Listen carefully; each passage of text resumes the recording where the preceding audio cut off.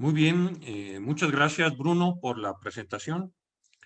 Buenos días a todos desde México, en particular desde mi ciudad, la ciudad de Querétaro, aunque debo decir que yo nací en la Ciudad de México, como debería de ser, ¿no? Porque pues, al final uno de cada 5 mexicanos nos toca nacer en esa ciudad. Bueno, agradezco por supuesto la invitación en todo lo que merece por parte de estos jóvenes que tienen tanta iniciativa y siempre dispuesto he sido yo para, en lo que se pueda y si mi agenda lo permite, pues con mucho gusto participar con ustedes. Así que, bueno, déjenme compartir mi presentación. Espero que me hayan dado, sí me dieron atributos, ¿no? Para poderla compartir. Y bueno, cuando me invitaron a dar esta charla dentro del marco de este evento, pues me dijeron, oiga, lo invitamos con mucho gusto a un congreso. Ah, caray, ¿no? ¿Y de qué se trata el congreso? De pavimentos. Bueno, ¿y de qué quieren que hable? De métodos mecanicistas. Ah, bueno, ¿no? Diríamos en México mi mero mole, lo cual también es relativo, ¿no? Porque es un tema que me interesa sobremanera desde hace unos años, pero debo reconocer que no es desde siempre. Esto es algo que es importante decir porque lo que se puede entrever de lo que me presentó Bruno, de mi hoja de vida, es que efectivamente soy ingeniero civil, pero cuando yo era estudiante como ustedes, la verdad es que yo no sabía a qué me quería dedicar. Y como todo en la vida, pues el camino lo va llevando a uno, ¿no? O sea, al andar se hace camino. Esa es una frase llena de sabiduría. Y la verdad es que para lo que yo era bueno era para programar. La computación era algo que siempre me agradó y entonces pues los métodos numéricos pues siempre me gustaron y se me facilitaron. Pero en la época en que yo estudié la carrera, estamos hablando de los años 80, entre 1983 y 87, programar significaba aprender lenguajes de alto nivel, tipo C, tipo Pascal, tipo Fortran, en particular el lenguaje de programación Fortran, y de repente cuando reclutaron a un joven para trabajar en temas de elementos finitos, pues yo dije, pues de aquí soy, ¿no? Y me puse a trabajar en eso simplemente porque también me dieron una beca. Es decir, son circunstancias particulares que lo va llevando a uno a desarrollarse en un cierto campo profesional. Yo, por supuesto, terminé la carrera, hice la maestría en mecánica de suelos, entonces una cosa importante a decir siempre en las conferencias es un poco de saber de dónde viene el autor, ¿no? O sea, por qué tiene esa forma de pensar y esas ideas que pueden parecer raras o extrañas, ¿no? ¿No? Entonces yo soy ingeniero civil, pero con una formación geotécnica inicial en la Ciudad de México muy fuerte. Y en la Ciudad de México, pues la formación geotécnica muy fuerte son, por un lado, arcillas muy blandas y por otro lado, acciones sísmicas. Esa es la formación de la maestría en mecánica de suelos en la UNAM. Y por eso en su momento me fui a Francia, porque me ofrecieron una beca para irme a estudiar análisis de interacción suelo-estructura utilizando otro método, el método de los elementos de frontera.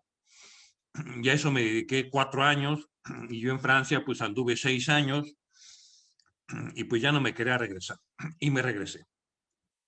Desde que yo regresé pues me mandó llamar el ingeniero Alfonso Rico Rodríguez, que en México es un ingeniero de vías de gran prestigio, que ya falleció, y autores de varios libros que algunos de ustedes han de conocer, sobre todo en colaboración con Eulalio Juárez Vadillo sobre mecánica y suelos, y un par más sobre temas de ingeniería vial.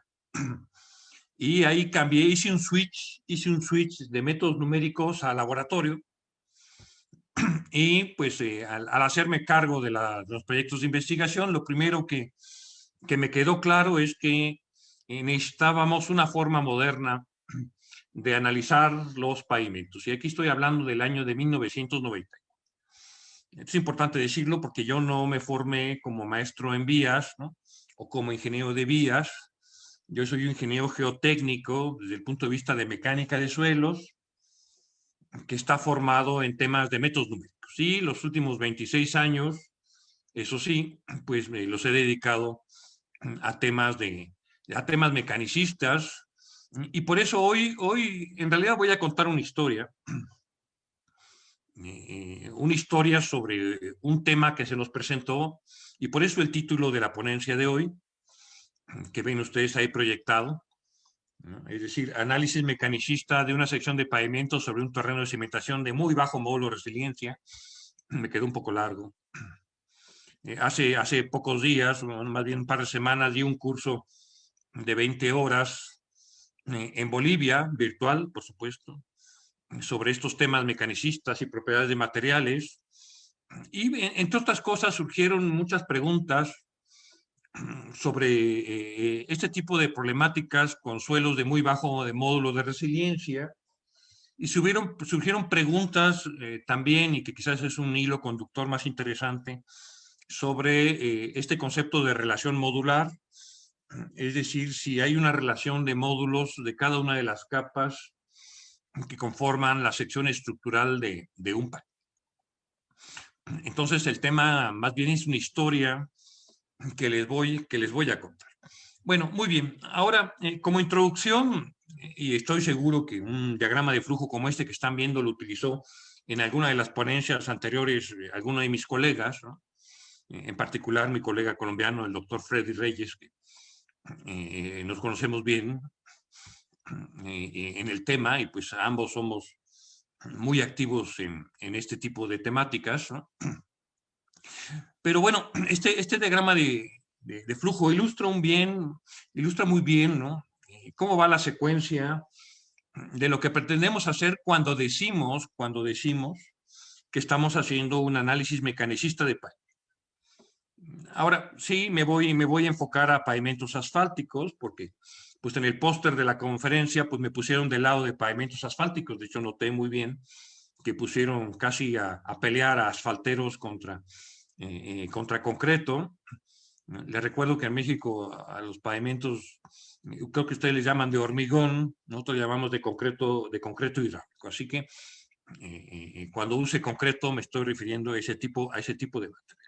Pero la verdad es que yo también podría haber hablado cosas muy interesantes de lo que hemos medido en secciones de estudio de pavimentos de concreto hidráulico, ¿no? Entonces me da gusto ver que conozco a la mayor parte de los ponentes de ambos lados del póster de presentación del. Ahora, veamos juntos el diagrama de flujo para situar un poco de lo que les voy a platicar. Usualmente partimos, y eso está puesto aquí en el grupo de variables de entrada, y siempre se cita en los libros, y ahora ya es muy común en cualquier clase de ingeniería de pavimentos inicial, ¿no? Que en las entradas, es decir, las variables que tomamos de entrada o que tratamos de tomar de entrada, de alguna forma, pues está, por supuesto, el tránsito vehicular o el tráfico, que a veces le llamamos, que es el elemento para el cual diseñamos la estructura, ¿no? O sea, la estructura de pavimento en sí no tiene un objetivo solo, al igual que no lo es la carretera sola. Es decir, todas las actividades que realizamos muchos en las diferentes eslabones que constituyen la cadena pues, de la infraestructura carretera, sabemos bien que el objetivo último es contar con una infraestructura sostenible y que permita la distribución de riqueza en un país. Ese es el fin último, vamos a decir, ¿no? Es decir, es la sociedad, como debe ser en la práctica de la ingeniería, y en particular de la ingeniería civil, en todo lo que tiene que ver con infraestructura. Es decir, no podemos decir que lo más importante es la parte estructural o la geotecnia o la hidrología, ¿no? Es decir, todo es necesario, todo es muy importante. Bueno, entonces, para este caso de las estructuras de pavimento, evidentemente, en el grupo de entradas el tráfico es muy importante, conocerlo bien. En esta plática no voy a ahondar en este punto porque ahora en México nosotros hemos impulsado, ¿no? Debo decir que yo estoy muy involucrado en ese impulso para utilización de estaciones de pesaje móviles, para obtención de pesos reales de cada uno de los ejes de todos los vehículos que circulan sobre una vía. Es decir, nosotros estamos tratando de dejar de lado el uso del concepto de eje equivalente. Pero hoy no voy a hablar de.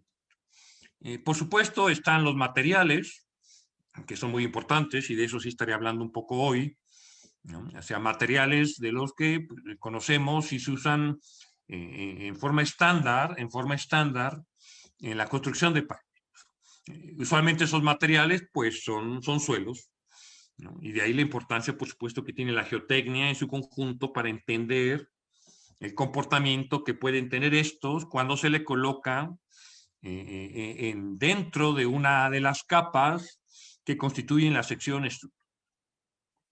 Está, por supuesto, la estructura. La estructura se refiere a la interacción entre todas las capas de diferentes materiales. Y es aquí, por ejemplo, puedo tener pavimentos, por supuesto, de asfalto, de concreto hidráulico, pero a su vez en los pavimentos de asfalto, pues puedo tener una base granular o puedo tener una base estabilizada con cemento o estabilizada con asfalto o con algún otro material, o puedo tener capas de subrasante o de las terracerías tratadas con cal o con cemento para tener, por ejemplo, una mejor resistencia al clima, que es otra de las variables. Entonces, del juego de esas 4 variables, nosotros tratamos de optimizar una sección que tenga altas expectativas de durar. Este es un poco lo que tratamos de hacer. Y en base, pues, a ese conjunto de variables, pues, definimos un diseño inicial. En esta parte del diseño inicial es cuando se presenta un poco la discusión sobre qué tipo de pavimento hay que utilizar, sobre todo si estamos en condiciones de alto tránsito vehicular, que en México suele ser muy frecuente, ¿no? En México, pues yo creo que el promedio de tránsito diario, promedio anual en las vías es de 40,000 vehículos diarios, en promedio, lo que hace que, pues, si lo queremos comparar en términos, y nada más luego para fines de comparación, porque ahí funciona muy bien en términos de equivalentes, ya en el carril de diseño, pues cualquier carretera de México tiene más de 50 millones de equivalentes en un periodo de diseño normal de 15, 20 años. Y de ahí para arriba. Entonces, en base a eso, uno selecciona el diseño inicial y claro que aquí está la guerra entre lo que es mejor el asfalto y el concreto, que tampoco voy a entrar en el debate, aunque tengo mi opinión. Y una vez definido el diseño, pues usamos alguna teoría, alguna metodología para calcular la respuesta estructural. Aquí nos debemos recordar muy bien que al final, pues el ingeniero busca la mejor forma de resolver un problema. O sea, como ingenieros civiles, pues estamos relacionados con infraestructura y pues tratamos de resolver nuestro problema pues de la mejor manera, haciendo uso pues de las mejores tecnologías y de la mejor teoría, o en todo caso de lo que tengamos disponible. Porque esto del conocimiento y la tecnología es una cuestión de pertinencia espacio-temporal, ¿no? Y siempre lo he tratado de mencionar, es decir, lo que ahora se está usando en Alemania, pues quizás no sea lo más adecuado en México, ¿no? Y lo que utilizábamos en México hace 30 años posiblemente ya no es lo mejor para utilizar hoy en día. O sea, hay una pertinencia espacio-temporal en todo esto. Y esto es una forma de ser del ingeniero y de la búsqueda de soluciones. Y bueno, esto viene a colación porque esas respuestas estructurales, ¿no?, en las que me voy a enfocar un poquito, ¿no? Estamos hablando de conocer esfuerzos y deformaciones y deflexiones y deformaciones verticales, ¿no?, en la sección estructural de pavimento. Y esta es la esencia de lo que llamamos el análisis mecanicista. Es decir, yo tengo las variables de entrada, las combino en una propuesta de diseño inicial y después, por una teoría adecuada que suele ser siempre elasticidad multicapas, al menos en su parte inicial. Después la aderezamos un poco con forzamos un poco esa teoría inicial de Burmeister para obligar a los cálculos a tomar en cuenta efectos, por ejemplo, no lineales, ¿no? Sin estar seguro si es lo más adecuado, ¿no? Y bueno, entonces yo me voy a enfocar mucho en esas respuestas estructurales desde el punto de vista de una sección de pavimento particular. Porque evidentemente para poder calcular estas respuestas estructurales requiero yo propiedades, ¿no?, que en este caso son los módulos, ¿no?, que llamamos módulos de resiliencia para el caso de los suelos compactados o de los materiales granulares, y que se llaman módulos dinámicos para el caso de los materiales de las mezclas asfálticas, o que son módulos elásticos típicos para el caso del concreto del concreto hidráulico. Al final de cuentas, pues son relaciones entre esfuerzos y deformaciones que permiten establecer un cierto tipo de comportamiento en un cierto rango de esfuerzo o de deformación. Bueno, ahí está. Después, dentro de la metodología, y tampoco me voy a enfocar en esto, pues tratamos de predecir lo que va a pasar, o sea, predicción del desempeño en términos de fallas y regularidad, ¿no? O sea, qué nivel de deterioro vamos a tener, qué le va a pasar a la profundidad de rodera, qué le va a pasar al IRI, ¿no?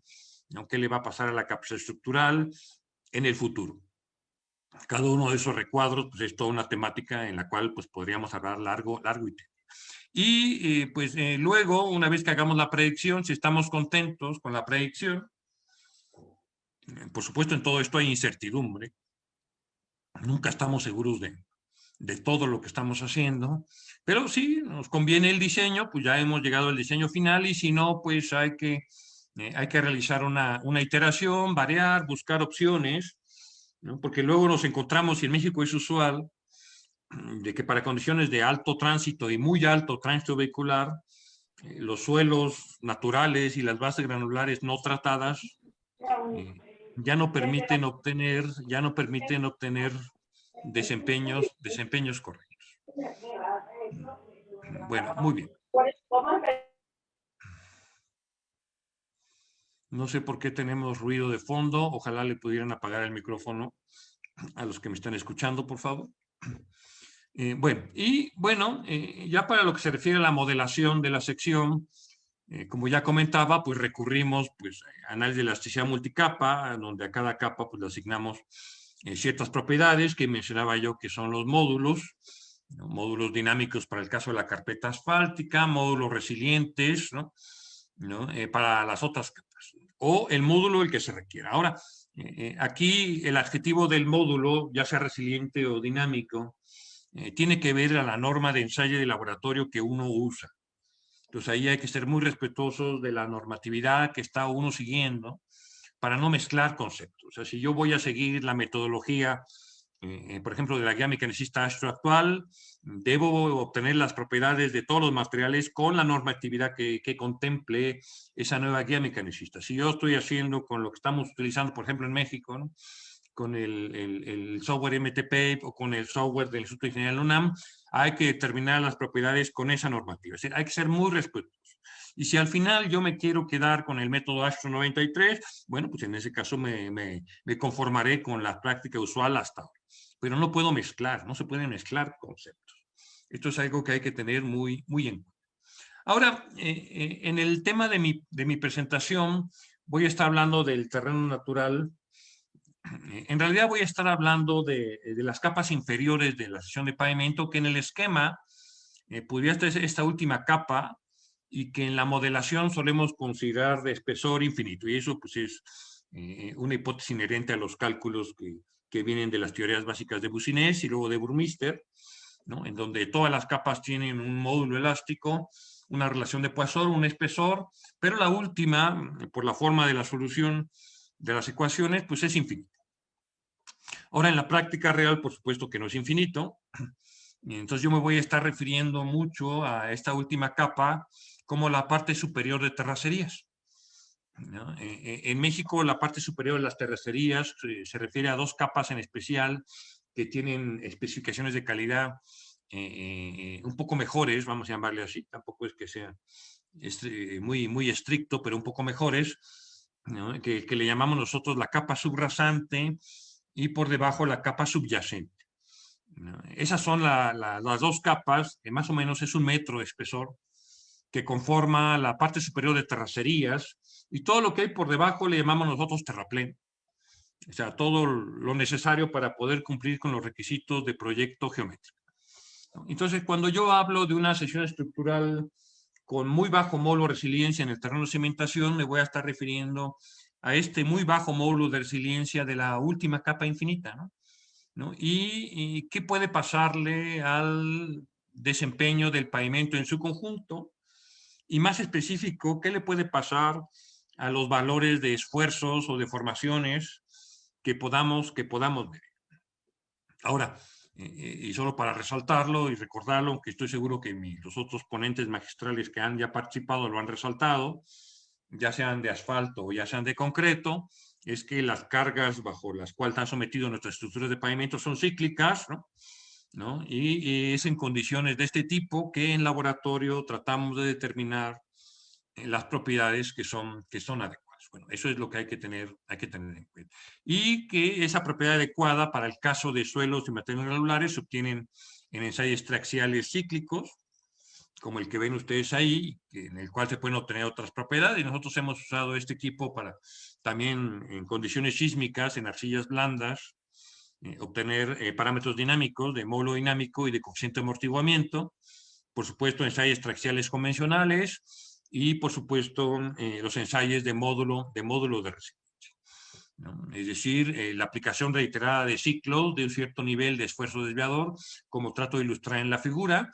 Bajo cada uno de los ciclos se va generando deformación permanente y al final, pues esta deformación permanente pues prácticamente se ha disipado y nos queda un estado que solemos llamar resiliente y el módulo secante de este último ciclo, en la norma es el promedio de los últimos 5 ciclos, es el que llamamos módulo resiliente. Bueno, ese seguro ya les hablaron y típicamente, y solamente lo quiero poner a colación para hacer referencia luego al comportamiento típico con lo que yo voy a mencionar, sabemos muy bien que estos módulos de cliente en suelos finos tienen un comportamiento como el que ven ahí, son resultados de algún tipo de suelo que hemos ensayado nosotros, módulo resiliente en megapascales contra esfuerzo desviador, este está en kilopascales, pero esa sí es más clara la ilustración, en donde los módulos pues disminuyen con el desviador y dependen en mayor o menor medida del esfuerzo de confinamiento, ¿no? Básicamente. Y pues bueno, aquí tienen unas curvas de algún suelo que pues sí hemos medido módulos tan bajos como 20 megapascales, ¿no? Como pueden observar en esta figura. Y cuando se trata de materiales granulares, ¿no? Que utilizamos en las bases cuando son granulares limpia o algún tipo de subbase, el comportamiento típico de un suelo granular es el que ven ustedes ahí, módulo de resiliencia contra, en este caso, teta, se usa esta variable un poco para simplificar la presentación, donde teta, pues ya saben que en la teoría de los libros le llaman el primer invariante del tensor esfuerzo, pero por fines nuestros es sigma 1 más sigma 2 más sigma 3. ¿No? Es la suma de los esfuerzos y se usa mucho porque las correlaciones son muy buenas las que se obtienen, ¿no? ¿No? Y aquí el comportamiento, y por eso se le considera como otro tipo de material en la normativa, ¿no? Pues el módulo aumenta con el nivel de esfuerzos, mientras que para los suelos finos el módulo disminuye con el nivel de esfuerzo. Bueno, esto es algo simplemente que quería puntualizar a manera de introducción. Y solo para no dejarlo, en el caso de la mezcla asfáltica, que no voy a hablar de mezcla asfáltica, ¿no? Esto también necesitamos más calmita para hablar de esto. El módulo, que aquí ya le llaman módulo complejo, ¿no? Les recuerdo, este adjetivo tiene que ver más con la normatividad que por otra cosa. Claro que hay una teoría en la interpretación de los módulos en materiales viscoelásticos, que sí sé, yo sé que está ahí, ¿no? Y que lo que importa aquí es que esta relación esfuerzo-deformación, ¿qué es lo que representa módulo, ¿no? O sea, el módulo es una relación esfuerzo-deformación en un cierto rango de esfuerzo-deformación, pues depende de la frecuencia de aplicación de la carga y depende de la temperatura. O sea, si no tuviéramos ya bastante complicación con saber que en los suelos hay una dependencia neta del esfuerzo de confinamiento del desviador, tenemos que agregar que en el análisis de la interacción de una sección de pavimento completa, pues la carpeta asfáltica le suma un cierto grado de complejidad adicional, ¿no? Lo cual sigue siendo un reto y el reto sigue vigente. Bueno, muy bien. Ahora, esto a manera de introducción. Ahora, déjenme contarles la historia de esto de los pavimentos en un terreno de muy bajo módulo resiliente. Y los que ven ustedes ahí en la foto son bloques de poliestireno expandido.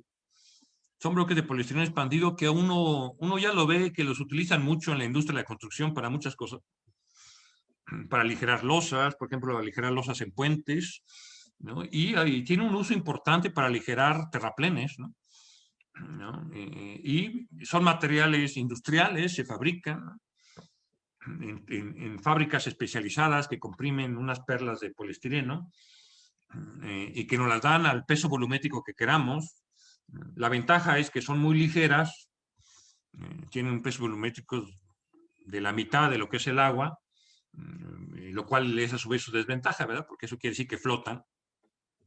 Entonces no conviene usarlas cuando tengamos estructuras sumergidas, ¿no? Pero tienen un cierto módulo elástico muy bien definido que depende de la densidad.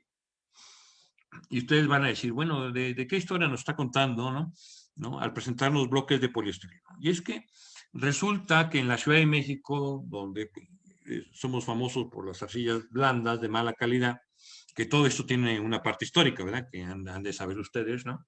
No es que nosotros hayamos decidido vivir los habitantes de la Ciudad de México en un suelo así, como solemos decir nosotros, pues aquí nos tocó vivir, ¿no? Pero hay un aspecto histórico que es, por supuesto, extremadamente importante. Pero bueno, eso nos llevaría a una plática un poquito más larga, aunque quizás hasta más interesante, ¿no? Pero andábamos preocupados nosotros, bueno, interesados, ¿no? En tratar de construir una pequeña sección de pavimento que representara a los pavimentos de algunas vialidades de la Ciudad de México y donde el terreno natural de las capas inferiores, pues no se puede evitar que sea muy blando. Y en la búsqueda de cómo hacer este pequeño modelo, vamos a decir, es un problema de simulación física, ¿no? Queríamos hacer una simulación física, construir un tramo, pero no lo queríamos construir en la Ciudad de México, lo queríamos construir en las instalaciones en ese momento del Instituto Mexicano del Transporte, que por supuesto no se parecen el terreno natural en nada a la Ciudad de México, pero queríamos fabricar una sección que tuviera un comportamiento o una respuesta en términos de esfuerzo y deformaciones similar a la que se obtiene en la Ciudad de México. Y para eso requeríamos un terreno de muy bajo módulo resiliente, ¿no? Y entonces en ese andar lo que se nos ocurrió es decir sustituirlo por bloques de poliestireno que tienen módulos muy bajos, conseguimos un bloque que tuviera un módulo parecido al que solemos tener en la Ciudad de México, y entonces pues colocarlo en la parte inferior de nuestra sección de pavimento en un espesor tal que sea representativo. Esto fue el inicio de la historia y claro que no les cuento luego los andares que tuvimos que pasar para conseguir un proveedor que nos quisiera regalar en forma simpática estos bloques de poliestireno. Finalmente sí lo conseguimos. Y esto tiene una historia adicional que les voy a contar un poquito más adelante. Bueno, el caso es que hicimos ensayos, y de hecho tenemos una publicación sobre el tema, ¿no? Del comportamiento del poliestireno expandido de módulo de resiliencia. Entonces ejecutamos ensayos de módulo resiliente, ¿no? que evidentemente tienen una connotación elástica muy grande. Esta es una curva típica de uno de los resultados que obtuvimos, módulo resiliente en megapascal contra esfuerzo desviador, y aquí pues se ve en primera instancia una muy poca dependencia del esfuerzo de confinamiento, por un lado, y por otro lado, prácticamente es constante el módulo. Sí se ve que hay un ligero decrecimiento, pero yo creo que sí podemos estar de acuerdo en que el módulo es constante, es decir, su comportamiento es netamente elástico, ¿no? Lo cual pues conviene mucho, y además en un valor que anda aquí pues del orden de los 13 o de los 12 megapascales, ¿no? En promedio, si tomo el punto medio, pues andaremos por ahí de los 12 megapascales, lo cual pues es un material de muy bajo módulo. Estos ensayos de laboratorio los habíamos hecho un tiempo antes de pensar en construir una sección como la que yo les estaba platicando, pero se presentó la oportunidad y dijimos, bueno, pues vamos a construir una pequeña sección. Internamente nosotros le llamamos la minisección. Vamos a construir la minisección de un pavimento de bajo módulo resiliente. Este es un esquema de lo que hicimos en los terrenos de los laboratorios, ¿no? Entonces excavamos ahí como 2 metros, un poco más. Y en la parte inferior colocamos dos bloques o una serie de bloques de poliestireno expandido, ¿no? Aquí van a ver que como estaban fabricados los bloques, pues tenían un espesor de 60 centímetros, es decir que en suma tenemos 1.2 metros de espesor. Entonces hicimos algunos cálculos teóricos y dijimos, pues yo creo que 1 metro es más que suficiente, ¿no? Para representar este terreno de bajo módulo. Así que colocamos en el fondo de la excavación pues estos 2 metros. Esta era una pequeña sección Entonces, en superficie era una sección de 4 por 4 metros, nada más, y 2 metros de profundidad, y en el fondo colocamos poliestireno. Por cuestiones constructivas, porque la parte del fondo de la excavación quedaba un poco irregular, pusimos una pequeña capita de arena, pusimos los 2 bloques de poliestireno y luego por cuestiones constructivas también pusimos una capita de arena que al final no nos quedó tan delgada como queríamos y la tuvimos luego que tomar en cuenta cuando hicimos los análisis teóricos. Y bueno, la idea era que todo esto modelara pues, ese terreno de cimentación de muy bajo módulo arsínico. Y encima, pues ya pusimos capas tradicionales de paño. Por ejemplo, pusimos una capa subrasante de 30 centímetros. Así le llamamos nosotros a esa capa que tiene que cumplir con ciertos requisitos de calidad. Luego pusimos una pequeña subbase, 15 centímetros, una base de 25 y una carpeta asfáltica estándar, no modificada, pero que muy representa mucho las mezclas asfálticas que utilizamos en México en promedio, ¿no? Porque ahora es muy frecuente el uso de polímeros y otros aditivos para su mejora, pero aquí pusimos una sola capa de material asfáltico de 10 centímetros. Esa fue la sección que dijimos, bueno, pues vamos a construirla.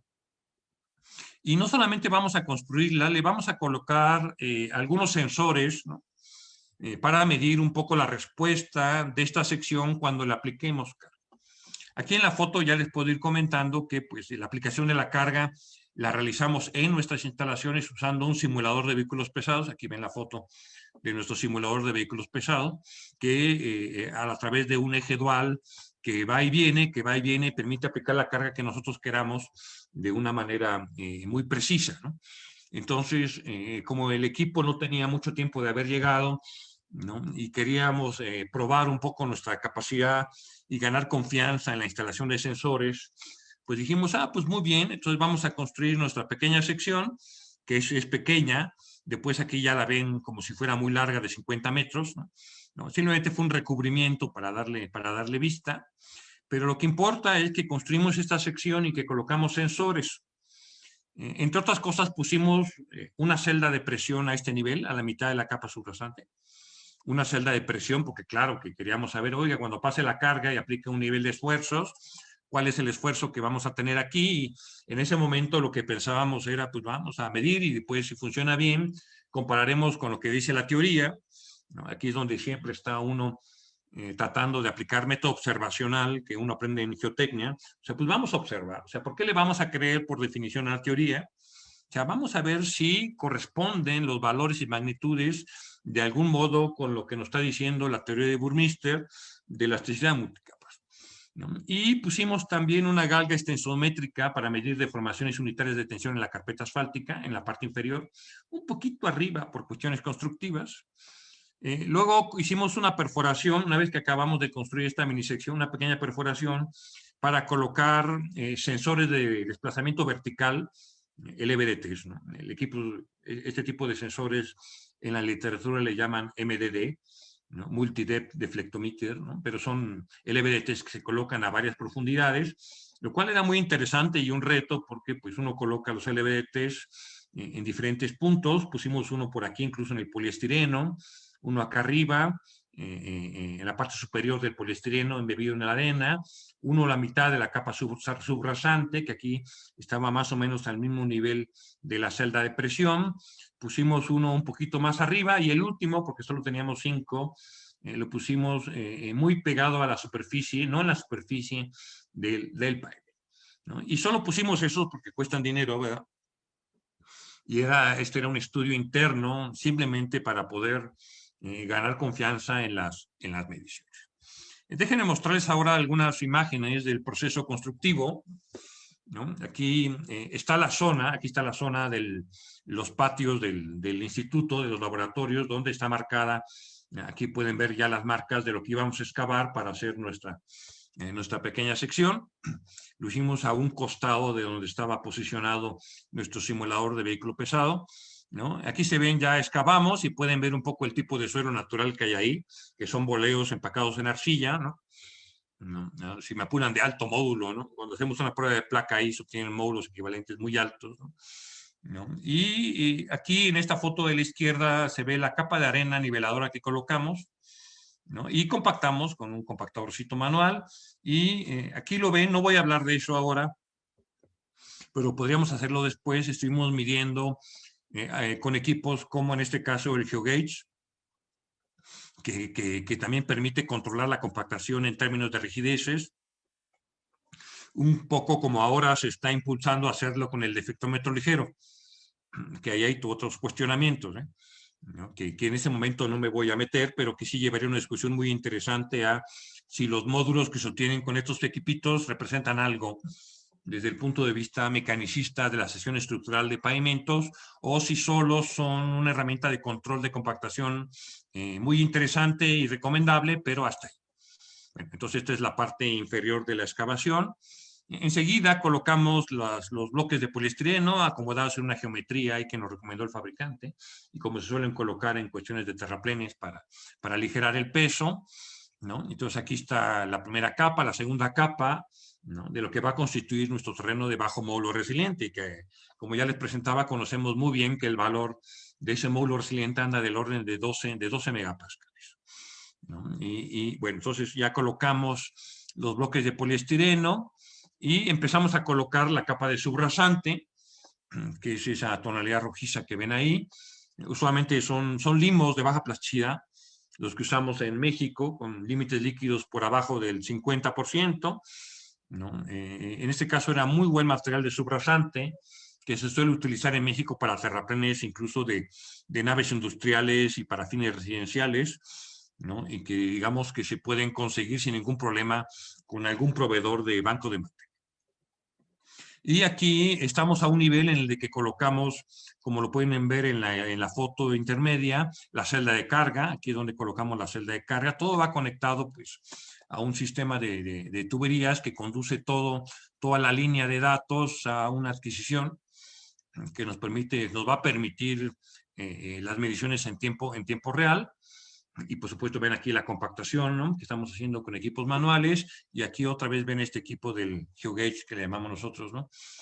Que en ese momento no teníamos, cuando hicimos esto, nuestro defectómetro ligero, que ahora ya lo tenemos, ¿no? Y hemos hecho comparaciones y que la verdad es que son muy comparables, hay mucha correlación, pero otra vez lo que representa el módulo es otra cuestión. Bueno, debo decir que por supuesto conocemos los valores de módulo resiliente de la subrasante, que son estos, ¿no? Entonces ahí tienen el comportamiento típico de estos suelos, que disminuyen, aunque aquí ligeramente con el esfuerzo desviador, y que pues depende claramente del esfuerzo de confinamiento, y que van en un rango, si me apuran, desde un poquito menos de 60 megapascales, ¿no? Hasta valores máximos de 130 megapascales. Digamos que es el rango posible que el suelo puede dar. Cuando vemos estas curvas es cuando decimos, mira, aquí está un poco el comportamiento no lineal del material en términos de eso. Que además es algo que mecánica de suelos nos lo enseña en la clase 1. Los suelos, lo primero que debemos saber es que el comportamiento y todas sus propiedades dependen del nivel de esfuerzo, ¿no? Sus niveles de resistencia al esfuerzo cortante dependen del esfuerzo de confinamiento. Incluso en un ensayo de consolidación, el coeficiente de consolidación depende del nivel de esfuerzos, ¿no? O sea, todas las propiedades dependen del nivel de esfuerzos. Por supuesto que los módulos, llámenle elásticos o no, también dependen del nivel de esfuerzos, y este es un ejemplo. Digamos que si usted va a utilizar suelos como un material de ingeniería, que está obligado, porque pues, todas las obras lo necesitan, pues hay que pensarle siempre en qué efecto tiene el comportamiento no lineal. Luego, encima de la subrasante colocamos la capa de material granular, como lo ven ahí. Aquí ya está en medio, se ve la parte superior de la base granular ya colocada. Aquí es cuando, y se ve la manchita negra, colocamos la calca extensométrica, que la ven aquí, ahí con una mancha de asfalto para que adheriera ahí y tenerla fija, ¿no? Estos son de los cuestionamientos que siempre nos hacemos cuando colocamos sensores de medición. Oiga, ¿y ese sensor que coloca uno afecta o no afecta la medición? Bueno, pues eso es algo que viene con la instrumentación. No lo sabemos hasta que no tratamos de interpretarlo con análisis teóricos. Y ya colocada la base granular y nuestra galga extensométrica, colocamos pues nuestra carpeta asfáltica de 10 centímetros y nivelamos. Aquí se ve ya cómo está colocada nuestra carpeta asfáltica y nivelada. Por supuesto, también conocemos de ensayos de laboratorio que hicimos los modos resilientes de la subbase y base. Aquí lo que se puede ver es que son materiales muy parecidos, ¿no? Es decir, que en términos de módulo resiliente es como si fuera toda una capa de base granular limpia.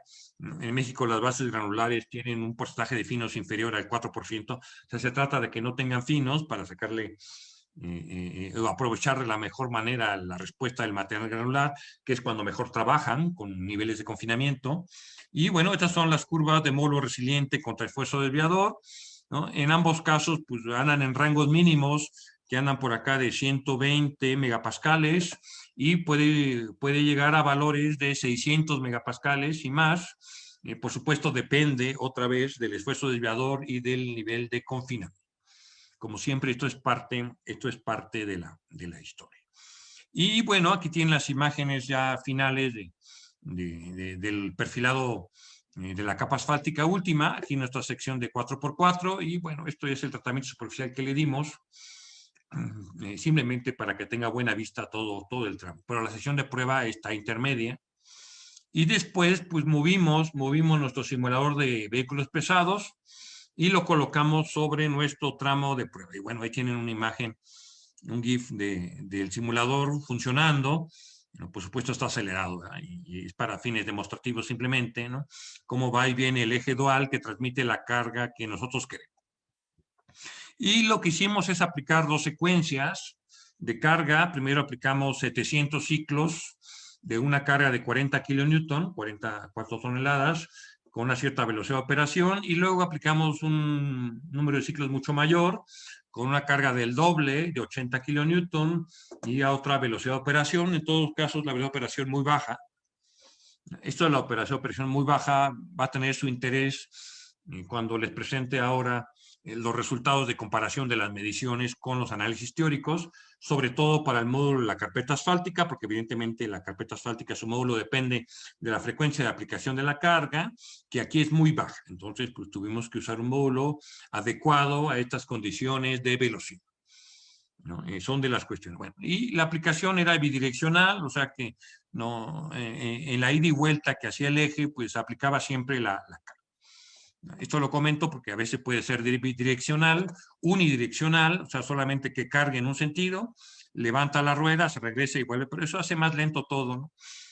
Y nosotros que deberíamos tener una respuesta rápida para ver qué obteníamos. Bueno, muy bien. Ahora, déjenme presentarles un poco lo que obtuvimos. Primeramente, en términos de flexiones verticales, y aquí me voy a enfocar únicamente en la gráfica que van a ver ahí, en las mediciones a nivel del sensor más superficial, que está ubicado a 20 milímetros, es decir, 2 centímetros con respecto a la superficie de pavimento. Recuerden que la carpeta asfáltica tiene 10 centímetros, bueno, entonces a 2 centímetros de la superficie ubicamos ese sensor. Tenemos mediciones para todos los niveles, entonces similar, ¿no? Aquí en las fotos de al lado ven el proceso de instalación de estos deflectómetros, de esos LVDTs, con el equipo de perforación. Aquí pueden ver la broca de perforación. La colocación de la barra guía, cómo van los LVDTs ahí colocados, y después se coloca una resina especial que se supone que restaura el contacto con el suelo original. Y pues esa es una de las cosas que más se le critican a ese tipo de dispositivos, y eso será cierto o no será cierto. Bueno, la única forma de responder es colocarlos, medir. La verdad es que teóricamente son excelentes, ¿no? Y comparar y ver si es cierto que esa excelencia se refleja con lo que dice la teoría, ¿no? Y si no, pues decir quién está mal, ya saben, ¿no? ¿Está mal la medición o está mal la teoría? Que es una de las cuestiones que siempre nos andamos preguntando.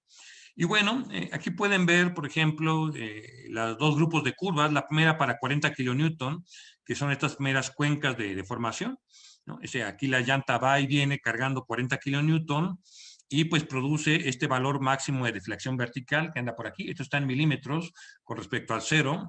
Aquí ya todas las curvas las movimos a una referencia única para que sea comparable, ¿no? Entonces aquí al paso de cada llanta de 40 kilonewtons, aquí esta llanta, no, creo que no lo mencioné, pero estábamos a una presión de 700 kilopascales, me parece. Ahorita les preciso las condiciones, ¿no? La presión de inflado, y tenemos un cierto nivel de deformación. Aquí llegamos pues arribita del milímetro, o sea, de las 1000 micras, y son los primeros 700 ciclos, ¿no? Después tenemos todos los demás ciclos que provocan la otra cuenca de deformación más acentuada, de 80, y que llega hasta valores del orden de los 3 milímetros y a unos 3000 metros. Pero es una carga muy alta en ese nivel. Que una de las cosas interesantes de hacer simulaciones con este tipo de equipos es poder acelerar la respuesta del pavimento y tener rápidamente datos para poder responder a la expectativa de quien nos haya solicitado evaluar un proyecto. Una cosa interesante que se ve en las cuencas es que no es una cuenca única, ¿no? En realidad empieza con una cierta cuenca, conforme pasan los ciclos, pues aumenta, o sea, como que va aumentando la deformación permanente hasta que eventualmente agarra o llega a un nivel máximo. Esto es, en términos de deflexión. Este es un primer parámetro que nos decíamos, bueno, cuando yo hago una simulación elástica, es que voy a ser capaz o no de obtener esta medición, suponiendo que es correcta. Aquí, por ejemplo, utilizando ya todos los sensores de deformación vertical, tenemos esta gráfica que construimos con la deformación permanente acumulada con el número de ciclos. Aquí en el ciclo 0 empieza la prueba, ¿no? Tenemos los primeros ciclos de 40 kilonewton, en el eje vertical en milímetros está la deformación permanente que se va acumulando, que es otra de las cuestiones que siempre decimos, oiga, ¿qué pasa con la deformación permanente a lo largo de los ciclos? Y bueno, aquí vemos que pues tenemos esta línea, ¿no? Que casi no se ve porque es una deformación permanente bajo este nivel de carga muy grande. Claro que cuando empezamos a aplicar los ciclos de 80 kilonewton, esta es la deformación total, que tiene todo el pavimento, toda la sección de nuestro tramo de pavimento, ¿no? Y entonces aquí se puede apreciar más que claro que el hecho que se duplique la carga no provoca el doble de desplazamiento, ¿verdad? Sino la deformación permanente que se genera es mucho mayor, ¿no? Y si me permiten la analogía, cuando tengo una vía diseñada para un nivel de carga y de repente pierdo el control, por eso la importancia de medición de cargas reales y no andar inventando cargas que no existen, ¿no? Poder hacer estimaciones un poquito más adecuadas. Aquí lo importante es que esta curva que estoy marcando aquí es la deformación permanente total, que responde a lo que ya sabíamos, que habíamos visto nosotros en laboratorio y en otras cuestiones, o sea que se acumula rápidamente en los primeros ciclos y tiende a un valor final asintótico. Aquí nos detuvimos en el orden de los 5000 ciclos para fines experimentales, y todas las demás curvas pues son la deformación a los otros niveles de pavimento. Por ejemplo, esta primera es el LVT colocado en el poliestireno expandido, en el foam que le llamamos. Hay una marca comercial incluso, ¿no? Le llaman Geofoam.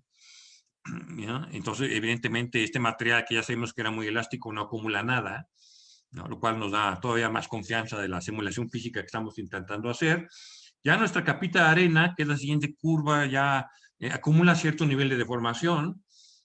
Y bueno, la siguiente curva ya incluiría la subrasante, bueno, la mitad de la subrasante, y esta otra pues incluiría hasta toda la subrasante y un poquito abajo del nivel de la base granular.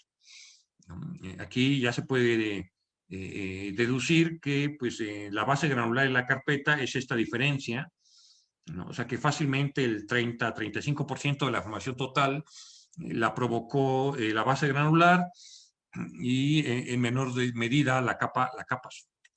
O sea, sí, todas las capas contribuyen. En este caso, afortunadamente, la última no contribuyó porque estamos usando el poliestireno expandido, pero todas contribuyen a la deformación y aquí la podemos medir. Esta información es, por supuesto, muy valiosa. Ahora les ilustro en la carga extensométrica.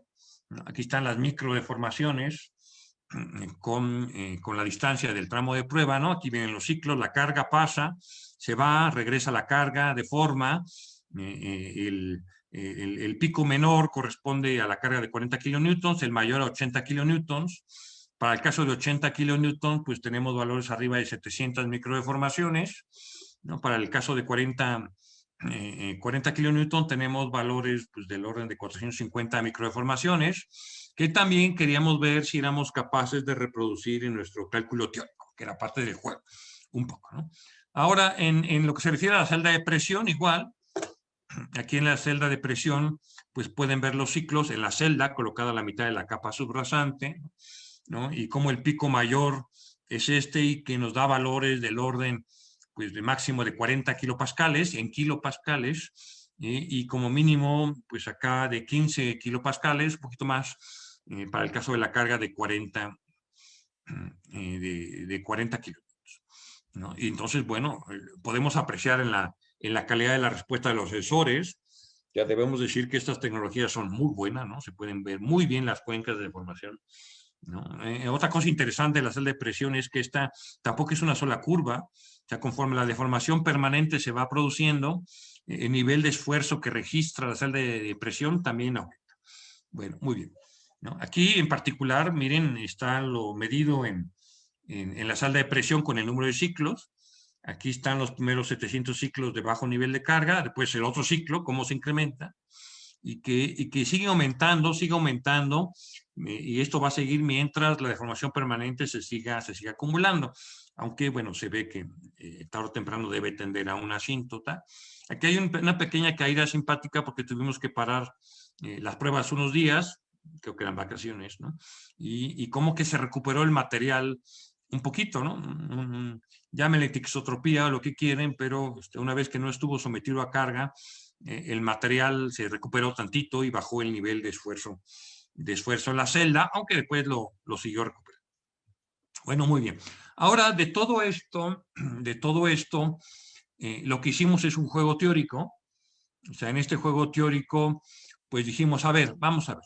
Si yo uso un software de análisis estructural de pavimento con elasticidad multicapas, ¿no? Y yo conociendo además espesores y conociendo las mediciones que les acabo de presentar, pues cuáles son los módulos que me permiten reproducir de mejor manera lo que yo medí, ¿no? O sea, esa era la pregunta que nos hacíamos, era parte del...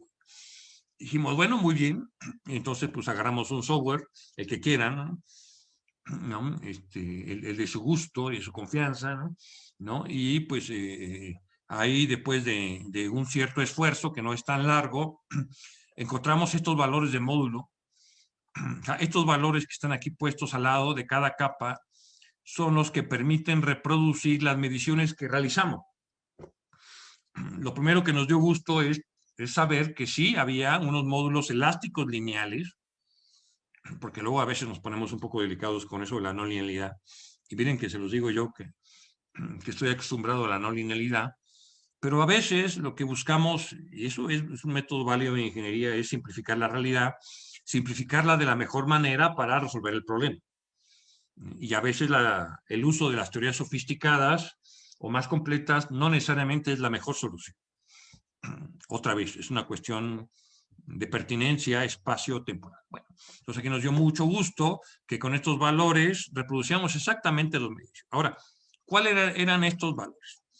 Para las capas inferiores de poliestireno expandido, evidentemente eran lo que ya habíamos medido, 12 megapascales y que es constante. Padrísimo. Luego, para la pequeña capita de arena de 15 centímetros que pusimos para fines de nivelación, al final sí tenía una participación estructural, ¿no? La verdad es que la pusimos para nivelar, pero al final la tuvimos que considerar como una capa en los cálculos, porque si la omitíamos, no lográbamos tener una comparativa adecuada con las mediciones, ¿no? Y entonces acabó siendo una capa de arena que respondió con un módulo de 30 megapascales. Luego, la subrasante como tal respondió con un módulo de 47 megapascales. Vean cómo lo estoy comentando. O sea, el material responde de una cierta forma, en este caso responde con un cierto valor de módulo resiliente, dependiendo de las condiciones de ensayo y dependiendo de la interacción con todos los materiales que estén presentes en la sección estructural. O sea, es una complejidad tremenda, ¿no? O sea, una cosa es el material solo y otra cosa es la interacción entre ellos. Yo puedo conocer la curva de módulo resiliente que acá está abajo de la subrasante y resulta que el módulo con que el material responde ya en la evaluación total fue de 47 megapascales, que está en la parte inferior. Es decir, que respondió con el módulo más bajo que podía haberlo hecho. O sea, todos los demás módulos jamás los iba a alcanzar. Esta es una afirmación categórica en el sentido de lo realizado en el tramo. Por supuesto, está realizado en el tramo de prueba, y por supuesto, dependiente del terreno de muy bajo módulo resiliente, ¿no? Y es que se suele decir mucho en la práctica de los métodos mecanicistas, y también lo reconoce, por supuesto, como no lo iba a reconocer la guía mecanicista Ashton nueva, de que los módulos de las capas dependen del módulo de las capas subyacentes. Es decir, que la subrasante depende de esto y la base depende de esto, ¿no? Hay una interacción, ¿no? Y es lo que se le llamaba, o se le llama en algunos métodos la relación modular, y por eso en algunos libros todavía se habla de que tratemos de utilizar módulos que tengan relaciones modulares con un valor de 2 o alrededor, lo cual pues es una hipótesis muy simplificativa del problema. Luego, para el caso de la subbase y la base, las dos, por ejemplo, la subbase respondió con un módulo de 120 megapascales, la base con un módulo de 150. Acá están, les he colocado aquí las curvas de módulo para estos materiales granulares, y 120 y 150 están otra vez en la parte inferior, ¿no? O sea que yo tengo todas estas curvas de módulo resiliente en mi base granular, pero mi estructura responde con el peor módulo de resiliente, si es que me permiten abusar de esa tecnología. No es que sea peor, ya responde con ese valor, eso es, ¿no? Y para el caso de la carpeta asfáltica usamos un valor que correspondía, porque teníamos estudios de la curva maestra para la mezcla asfáltica que utilizamos, con un asfalto normal que sale de refinerías mexicanas, que suele clasificarse en términos de grado de desempeño como un PG 64-16. Esa es una clasificación estándar del asfalto refinería. Y ese asfalto refinería en México, la práctica es modificarlo de alguna forma para darle al cliente lo que necesite, porque ya la práctica en términos de grado PG está muy extendida en México, y todos ya sabemos que a veces requerimos en cierta región climática o para cierto nivel de tránsito vehicular un PG de mayor. Entonces aquí usualmente nosotros para velocidades ya de 80, 90 kilómetros por hora usamos módulos de 3000 megapascales, para una temperatura de referencia de 20 grados centígrados. Pero aquí teníamos que usar ese módulo, ¿no?, para poder reproducir todos los valores, ¿no? Entre las cosas que notamos es que había una relación de absolutamente todo, ¿no? Es decir, que no solamente era jugar con el valor del módulo de la carpeta y ya. En un inicio nos decíamos, pues vamos a buscar el módulo de la carpeta para que nos dé exactamente el valor de la galga extensométrica, y con eso lo dejamos constante y buscamos todos los demás. Pero no fue así. Teníamos que ir cuidando la combinación de módulos para poder hacer concordar la respuesta con la sección estructural, con la respuesta con las mediciones que hicimos en la sección estructural. Bueno, esta ya era una cosa muy interesante que sí nos gustó, porque permite afirmar que sí es posible siempre encontrar módulos de capas que reproduzcan en las mediciones reales. Ahora, este es un tramo de prueba, ¿no? En la carretera real no tenemos mediciones todo el tiempo, pero por supuesto lo podemos hacer, y eso es lo deseable, ¿no? Para poder entonces pues tener nuestras propias modelos de calibración de este tipo de comportamientos. Bueno, esto fue lo primero. Ahora, déjenme completarles un poco la historia de este asunto, ¿no? La verdad es que la historia de este pequeño tramo de prueba que les acabo de presentar tiene que ver con un proyecto en la Ciudad de México que en ese entonces estaba en construcción, que era el proyecto del nuevo aeropuerto de la Ciudad de México, que se iba a construir en la zona del lago de Texcoco, que todavía estaba despoblada, y que por supuesto es un terreno de muy bajo módulo de resiliente. Y nosotros lo que queríamos hacer era vender el proyecto para que nos contrataran el tramo de prueba en el simulador de vehículos pesados en nuestras instalaciones, haciendo uso de poliestireno expandido como un material analógico. Realmente la historia es al revés, pero yo quería contarles primero lo que hicimos en el tramo. Al final, este proyecto, por razones de esas políticas que suele aparecer en nuestros pueblos, o al menos en México, se canceló, se suspendió. Y sin embargo, pues quedó mucha información disponible, por ejemplo, de los valores de módulo resiliente del suelo. En su momento, pues el diseño de la pista, o sea, de la acción estructural del pavimento en el lago de Texcoco, pues se realizó tomando como referencia, como en ese entonces era los Airbus 380, Ahora mismo ya todo cambió porque el Airbus 380 se va a dejar de fabricar. Yo creo que ya salió el último avión de la planta de Airbus, ¿no? Simplemente porque pues, va a cambiar la forma en que las líneas, y más ahora con la pandemia, van a reestructurar o tratar de ser más eficientes su estructura de costos, y estos aviones tan grandes pues no son exactamente los más adecuados a la coyuntura actual. Pero bueno, en ese momento así se hizo el diseño. Y vean ustedes, aquí le estoy poniendo cómo quedó la sección de pavimento que elaboró el proyectista. Déjeme decir que yo no tengo nada que ver con esta sección. Esta elaboró un proyectista holandés. No sé por qué ahora los holandeses están ahí metidos en todo, pero bueno, ahí están los holandeses, ¿no? Y la arcilla, ahorita le muestro una curva de módulo resiliente del terreno natural, tiene un módulo resiliente en un rango entre 7 y 10 megapascales. O sea, así de bajo, ¿no? Incluso ya en condiciones consolidadas.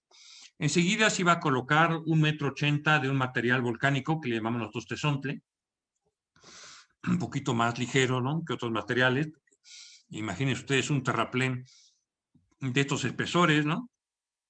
Aquí tenemos un 85 más 15, llevamos ahí 2 metros, 3 metros, 3.2 metros, colocado sobre el suelo blando de la arcilla. Entonces ese megaterraplén pues iba a provocar asentamientos por consolidación, seguro que se estaban tomando en cuenta, y que requería ese espeso. O sea, estos espesores son los que obtienen cuando ustedes se meten a los softwares clásicos de la Agencia Federal de Aviación de los Estados Unidos. Y entonces aquí la carpeta tenía un módulo de proyecto de 4,000 megapascales, otra vez, esto para una cierta frecuencia y para una temperatura de referencia de 20 grados, una base cementada de 4,800 megapascales, que todavía estaba por diseñarse, pero que sí daba fácilmente esos valores y cuyo espesor todavía estaba en discusión, si de 80 centímetros o de 1,15 m, una pequeña subbase granular de 15 centímetros y otra vez a manera de transición con el otro material volcánico que iba a tener 1,85 m de espesor y a los cuales se estimaba que iba a tener módulos entre 40 u 80 megapascales. Bueno, esto que imagen que presento ahí es simplemente que también se intentaron, esto fue un cálculo que hizo Instituto de Ingeniería de la UNAM, usando un software cuyo nombre ven ahí, pero hay muchos, para decir un análisis tridimensional, para hacer más, ¿cómo se suele decir? Más realistas, ¿no? Y bueno, yo creo que si usamos un software tridimensional y todo lo suponemos estimado, pues no creo que podamos ser más realistas. O sea, no es el software el que define el diseño, es el juicio y el sentido común del proyectista. Bueno, esto solo para mostrar la distribución de llantas que trae el Airbus 380, y esta es la huella de contacto estándar, ¿no? Yo al final lo que hicimos para los cálculos, para cálculos teóricos, asimilamos esta huella real a un área circular. Me parece que usamos un área circular de 21 centímetros de radio, y eso sí, una presión de contacto de lo que llevan las llantas de 1,380 kilopascales, que corresponde a 200 PS. Ahora lo que hicimos es hacer un análisis, aquí sí no lineal, usando algún software de esos que andan por ahí. Ahora, esto es solamente para ilustrar que el sitio del lago de Texcoco, esta es una imagen de lo que es el lago de Texcoco, donde está la Ciudad de México. Como les digo, esto tiene implicaciones históricas muy grandes, ¿no? Porque pues ahí estaban nuestros predecesores, las civilizaciones aztecas y mexicas, que cuando llegaron los españoles y arrasaron con todo, pues decidieron construir sobre el lago y lo secaron, y en realidad ahí empezaron los problemas de la ciudad. Aquí está situado el actual aeropuerto de la Ciudad de México, el Benito Juárez. Aquí va a estar el proyecto del nuevo aeropuerto, y por acá está un proyecto de otro aeropuerto que ahora se está intentando construir. Es una vista pues de los terrenos y de una zona inundada del lago de Texcoco, solamente para ilustrar que son zonas bien planas, zonas de inundación y suelos realmente blandos. ¿Qué tan blandos? Bueno, para los geotécnicos les he puesto esta tablita, ¿no?, que son de sondeos que se realizaron en el proyecto, y que por lo tanto son muy representativos, ¿no? Aquí hay 2 sondeos, del SS1, el SS2, que llegaron a estas profundidades. Aquí podemos ver, por ejemplo, los valores del límite líquido, del orden de 287%, del límite plástico, con esos rangos que pueden ver ahí, el índice plástico, el límite de liquidez, la densidad relativa de sólidos, el contenido de agua, que es algo que es muy importante en la Ciudad de México. Es típico cuando decimos, oiga, ¿qué contenido de agua tiene el suelo de la Ciudad de México? 300%, es algo que siempre tiene en la mente. Oiga, ¿cómo 300%? Sí, hay 3 veces más de agua que eso. ¿No? Entonces aquí, y siempre muy cercano a los valores del límite líquido, muy cercano a los valores del límite líquido, por ejemplo, en otros puntos superiores al límite líquido. Cuando uno recuerda lo que significa el límite líquido, o sea, como ese estado de consistencia para el cual la resistencia al esfuerzo cortante es nulo, pues uno se preocupa. Relaciones de vacíos, grado de saturación, es un suelo realmente blando. Y los ensayos de módulo de resiliencia, estos son ensayos que tomé, que fueron realizados por la UNAM en su momento, ¿no? Y bueno, aquí hay módulo de resiliencia contra desviador. Esta línea es la línea del suelo natural, conforme se extrajo la muestra sin consolidar. O sea, no se le dio tiempo de consolidar y responde con un módulo. Vean cómo es muy horizontal, casi como el poliestireno, ¿no? Es muy horizontal, es muy elástico, con módulos tan bajos de 4.5 megapascales, ¿sí? 4.5 megapascales. Y después se hicieron pruebas triaxiales de consolidación, se consolidó, ¿no? Y se logró aumentar, y esta es esta gama de curvas, el módulo resiliente pues a valores pues arribita de 8 megapascales, ¿no? Entonces la primera familia de curvas es no consolidado y esto es consolidado.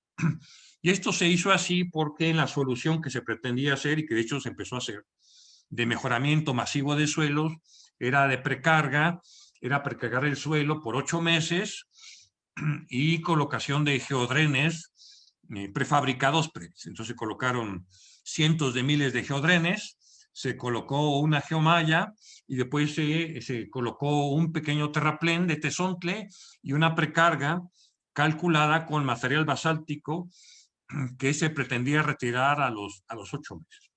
He recuperado, aquí tengo un pequeño video ilustrativo muy corto, que si se deja reproducir me voy a permitir compartir con ustedes, ¿no? Es muy cortito, pero ilustra el proceso de mejoramiento que se pretende o se pretendía hacer, ¿no? En este proyecto y que en realidad se hizo, ¿no? Déjame compartirlo con ustedes, vamos a verlo rápidamente. Hay partes con sonido y otras partes que no, pero es rápido. Procedimiento constructivo. Primera capa de tesontle.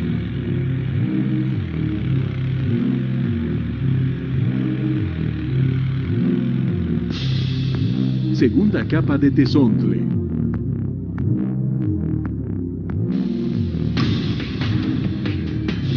Colocación de drenes.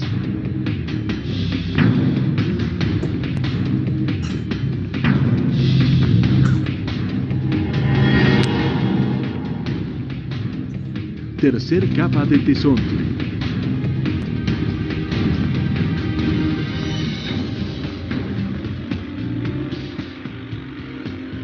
Primera capa de roca. Segunda capa de roca.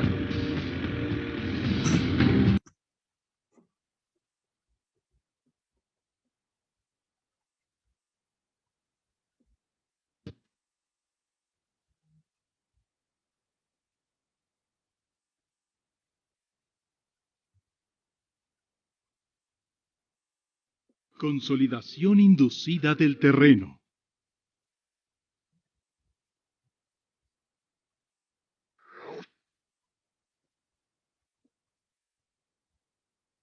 Retiro de capas de roca.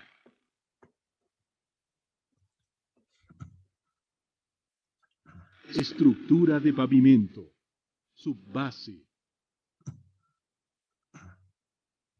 Base tratada con cemento. CBT.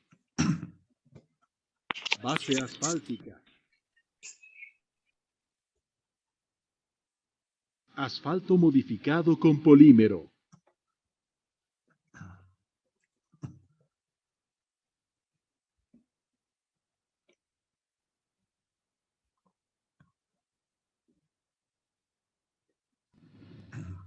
Bueno, muy bien. Hasta aquí el video que yo les quiero compartir únicamente para ilustrar el proceso constructivo que ya estaba en ejecución para el mejoramiento en suelos blandos, de hecho muy blandos, que la verdad es que en México es muy común. Es muy común, ¿no? Antes usábamos también drenes de arena, ahora con los geodrenes la verdad es que mucho más fácil. Incluso hubo tramos de prueba con mejoramiento por medio de succión, aplicando vacío. Y bueno, ahí está. Listo, ¿no? Ahora, aquí lo que hicimos es hacer una simulación no lineal, de hecho con este software, ¿no? Que es gratuito, ¿no? Y tomamos, aquí está la sección del pavimento del aeropuerto. Aquí he colocado los valores de módulo que el proyectista holandés consideró. Y lo importante aquí es que, pues, aquí están los conocidos, los valores de módulo resiliencia. Esta ya es su curva de ajuste, es la ecuación constitutiva del módulo resiliente en función de teta, tanto para el tesontle, que tuvimos la ocasión de hacerla nosotros en laboratorio, y para la subbase, que también teníamos dentro de nuestra base de datos de módulo resiliente, pues una buena curva. Y para la carpeta, pues se tomó un valor constante, como marcaba el proyecto, de 4000, y para la base cementada también lo manejamos lineal de 4800. ¿No? Y lo que hicimos es entonces el análisis no lineal. El análisis no lineal se hace de tal forma que a partir de valores iniciales de módulo hay un proceso iterativo que se va realizando para ir calculando con los módulos iniciales los esfuerzos, con los nuevos esfuerzos se actualizan los módulos y así se va iterando hasta estabilizar, como decimos numéricamente, hasta que se obtiene un cierto nivel de convergencia, ¿no? Y entonces ahí es cuando podemos decir, ok, ya tenemos los valores del módulo con el que el material va realmente a responder. Aquí lo que van a ver es que, por ejemplo, esta primera línea corresponde para el caso del módulo de 10 megapascales, ¿no? Del módulo resiliente, ya suponiendo una cierta mejora de consolidación.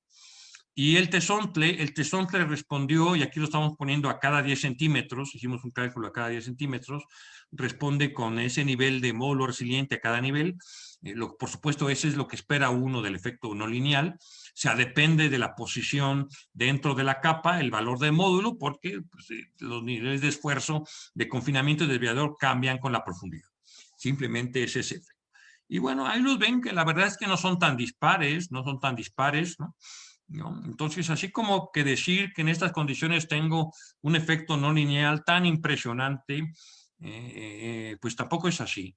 Y si me apuran y tomo un valor promedio de 80 megapascales, ¿no? Así como representativo de todos los valores no lineales, pues la verdad que resulta que el proyectista no andaba tan mal en sus estimaciones, ¿no? ¿No? Yo creo que el proyectista holandés, y estoy seguro, hizo análisis de este tipo. Y para la base granular respondió con un módulo de 111 a 113 megapascales. El proyectista pensaba que iba a responder más. La verdad es que no puede responder más. Y la base cementada aquí se mantuvo constante. ¿No? Luego lo que hicimos, y solamente por curiosidad, oye, pues tomemos, aprovechando que tenemos el cálculo, vamos a mejorar artificialmente, ¿no? El valor del módulo constante del terreno de cimentación para aumentarlo en este caso a 100 megapascales, que ya sería un suelo muy bueno, compactado, que nos dé ese valor, ¿no? Y sobre todo para ver si el efecto de mejorar el módulo, la capa subyacente, iba a mejorar en gran medida los módulos de la capa superior. Y esto basado en lo que se dice en la leyenda urbana, que tiene verdad, pues como toda leyenda tiene algo de verdad, de que los módulos dependen de la capa subyacente. Y aquí podemos ver, esta es la gama de módulos, que sí, de acuerdo, es un poquito superior, pero nada como para desgarrarse las vestiduras, ¿no? O sea, el promedio de módulos en la capa de tesontle pues andaba de 80 megapascales también. La de su base mejoró y no tanto, y lo demás se mantuvo constante. Aquí, como valor agregado, he colocado, por ejemplo, para esta primera sección que tiene 10 megapascales de terreno de cimentación, estos son niveles de esfuerzo vertical a ciertas profundidades, por ejemplo, 1380 en superficie, ¿no? Ya a nivel de donde empieza la base cementada teníamos ya 960. Este es muy rígido, ¿no?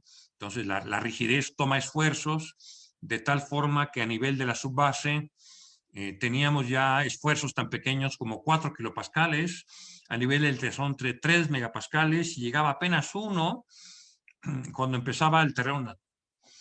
Y para la otra sección de análisis, donde mejoramos artificialmente en los cálculos el módulo del terreno de cimentación, pues tenemos la distribución de esfuerzos, que bueno, cambia un poco, ¿no? Y quizás más interesante cuando hablamos en términos de deformación. Por ejemplo, aquí estoy colocando en esta columna los valores de microdeformaciones que tenemos en la carpeta, o sea, son tensiones, 24 microdeformaciones. Aquellos que luego buscan pavimentos perpetuos, ¿no? Tratamos de tener valores de 40 microdeformaciones, así si tenemos que tener un dimensionamiento, si podemos hacer un dimensionamiento que nos dé 40 microdeformaciones, pues es posible que tengamos una capa asfáltica muy resistente a la fatiga, y si en el terreno natural tenemos pues cerquita de 100 microdeformaciones, pero aquí tenemos 33 microdeformaciones, y con un módulo de 100 megapascales, eso sí, tenemos menos microdeformaciones a nivel del terreno natural, y un poquito menos, ¿no? También de microdeformaciones a nivel de la carpeta asfáltica. Es este tipo de juegos lo que uno puede hacer con los análisis mecanistas. Yo estoy convencido que es el camino correcto. Por supuesto, no hay que renunciar a nuestros tiempos, hay que utilizar las teorías disponibles, ¿no? Aquí hay un cálculo teórico adicional que hice, aprovechando que estaba esto, ¿no? Y de hecho creo que lo ejecuté hace 2 días, pensando en esta conferencia, ¿no? ¿No? Dije, bueno, porque me van a decir, no, pues es que la sección estructural que usted está colocando allá, ¿no? Es la sección de un pavimento aeroportuario y además en un terreno muy blando y de un súper espesor, ¿no? Y entonces aquí rehice, tomando las mismas propiedades, rehice un cálculo, ¿no? Para una sección de pavimento usual en la Ciudad de México, con 10 centímetros de carpeta, 20 de base y 20 de subbase. Y también hice las iteraciones no lineales, ¿no? Para un módulo de 10 megapascales, que aquí la subbase, por ejemplo, ya respondió con un módulo. Lo que aquí llamo subbase, la verdad es que también era el material de tesontle, con un módulo pues de este orden, es decir, todavía menor al que teníamos en el problema del pavimento aeroportuario, y la base nos dio mejores valores de módulo, llegando hasta 200 en superficie, pero la verdad es que en promedio del orden de 150 megapascales. La verdad es que los cálculos no lineales lo que dejan ver es que las bases granulares limpias jamás nos van a dar módulos resilientes adecuados que nos permitan diseñar una sección durable para condiciones de tránsito vehicular muy intenso, en número y en peso, ¿no? Entonces acá está la otra comparación teórica, esta vez para un mejor terreno de cimentación. Igual, aquí están los niveles de esfuerzo vertical, en los dos casos, 700 kilopascales en superficie, porque es un poco la presión típica en los vehículos de carga en México, cómo baja con la profundidad. Los niveles de microdeformación, vean que aquí sí, ¿no? Ya en tema de carretera estamos hablando normalmente de 400 deformaciones, microdeformaciones, que es muy alto, ¿no? Y por eso tenemos fatiga tarde o temprano, pero eso sí, aquí tenemos el orden de 100, 1058 microformaciones, que es muy alto, y por supuesto tenemos mucha deformación permanente en las capas del terrazo. Bueno, este es el ejercicio que yo les quería contar a manera de historia, como conclusiones y nada más a manera de reflexión, ¿no? La verdad es que como ingenieros siempre buscamos teorías que nos permitan calcular, aunque estas parezcan simples, ¿no? No siempre lo más complicado es lo más adecuado, ¿no? Y la verdad es que las teorías de multicapas todavía parece ser muy útil para el análisis de pavimentos. Esta sería una primera conclusión. Una segunda conclusión, lo cual pues nos cae bien a los que nos dedicamos mucho a estudio experimental, pues sigue vigente el problema de la correcta definición de propiedades de materiales, pero esto es así. Al final es un proyecto de ingeniería, y en el proyecto de ingeniería pues hay que hacer el proyecto, ¿no? Hay que estudiar los materiales disponibles en condiciones adecuadas, hay que hacer análisis teóricos y ver en qué gama, ¿no? Pues anda la posible solución del problema que me han encargado resolver. Una nota rápida sobre los simuladores de vehículos pesados, que es su terminología en inglés HVS, de Heavy Vehicle Simulator. Son muy útiles, pero la verdad es que cuestan dinero y requieren tiempo y recursos. O sea, conceptualmente son muy adecuados, ¿no? Por eso buscamos conseguirlo. Conseguirlo nos costó muchos años, ¿no? Y ahora estamos tratando de operarlo a través de proyectos privados y proyectos que tienen que estar pagados, porque si no, no hay forma de costear, ¿no? Pero bueno, a veces, como en lo que yo presenté, nos permite tener datos interesantes y otras veces, pues la verdad es que estos equipos están trabajando para atender proyectos que además son confidenciales.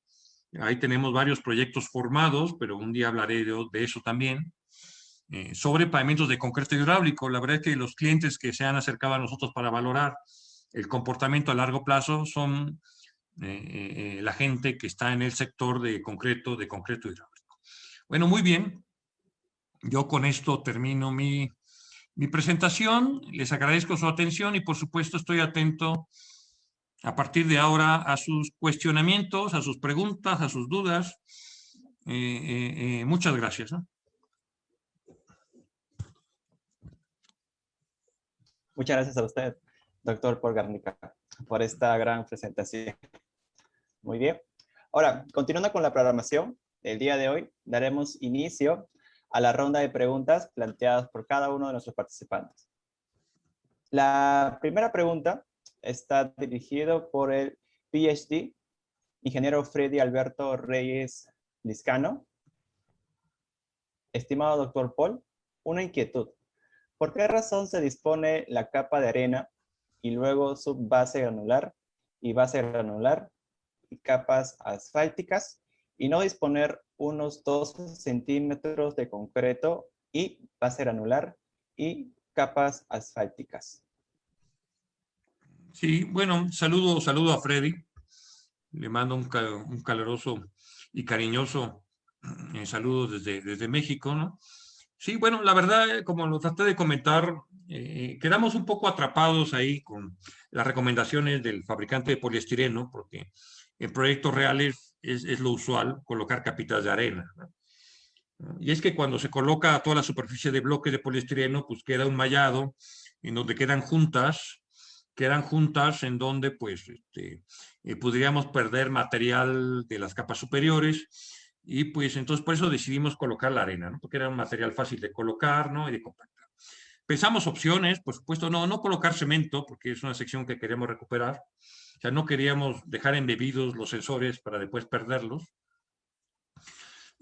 Pensamos en poner en las juntas algún tipo de emulsión asfáltica, ¿no? Pero eso fijaba los bloques que también no queríamos perder ni contaminar. Y bueno, la verdad que quedamos atrapados por esa capita de arena, por eso quedó ahí, un poco metida, ¿no? Quizás el aprendizaje de la capita de arena, ya cuando hicimos las comparaciones, es que pues todas las capas que están presentes juegan, ¿no? Y tenemos que tener una buena estimación de los valores de propiedades en los cálculos cuando estamos comparando. Muchas gracias, doctor. Su segunda pregunta era, ¿cuál era la densidad del poliestireno expandido? ¿Y por qué se dispone material de subrasante sobre la arena? Sí, bueno, esta densidad me parece que era de 0.65 de densidad comparada con la del agua, ¿no? Que es un poquito arriba de la mitad, ¿no? La densidad depende mucho, pues, del equipo y de la compresión que se da a la fabricación del poliestireno y también depende del valor del módulo, ¿no? Dentro de un rango, ¿no? Entonces sí podemos pedir módulos que sean un poquito arriba, un poquito abajo, tampoco una gama amplia, ¿no? Tampoco una gama amplia. Ahora, como queríamos representar el terreno de cimentación de muy bajo módulo resiliente, ¿no? Esa era la función que le dábamos al poliestireno.